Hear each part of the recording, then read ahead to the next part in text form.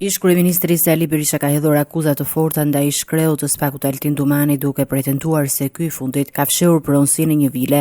Deklaratat u bën këtë të hënë menjëherë pas paraqitjes së tij në zbatim të masës së sigurisë detyrim paraqitje. Sot do t'ju tregoj për vilen ku banon Altin Troplini, të cilën në qoftë se ju bëni një check-up, një kontroll të intervistave të tij, ai thot se në atë vilë unë banoj me qera dhe se me dokumenta shtetërore kanë deklaruar se vila është ndërtuar pothuajse e tëra para martesës së Troplinit me Ariklën. Pra, Dumani e deklaron martesën të ndërtuar në vitin 2000, madje edhe të shtruar në faltore, ku luteshin dhe paguonin para çifti anglez, Bell dhe bashortja. Në një kohë kur në vitin 2004, toka ishte ar. Berisha deklaroi se disponon prej kohësh dokumentacionin që sipas tij promovon ekzistencën e pronës dhe mënyrën e fshehjes së saj. Këtu keni dokumentat e legalizimit. Këtu keni hartën e 307 metrave tokë. Këtu keni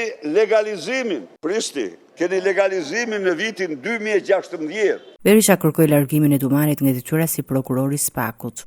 Le t'i kërkojmë këtij largimin e menjëhershëm. Largimin e menjëhershëm nga detyra. Teksa foli për ndikimin e qeverisë mbi sistemin e drejtësisë, lideri demokrat tha se përgjigjja e vetme e opozitës do të jenë protestat, e cilat do të rifillojnë në muajin qershor për shkak se përgjatë 2 javëve Partia Demokratike do të zhvillojë procesin e saj të brendshëm zgjedhor.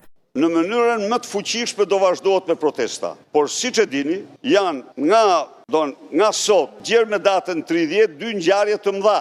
Është referendumi për votbesimin e kryetarit dhe është kuvendi kombëtar. Tani ç'është e vërteta, këto janë procese që kërkojnë punë, kërkojnë përgatitje teknike, kërkojnë një punë të gjerë. Ndaj dhe të siguroj që ditët më të para të qershorit do të jetë kryengritja paqësore më fuqishme që ka njohur Shqipëria.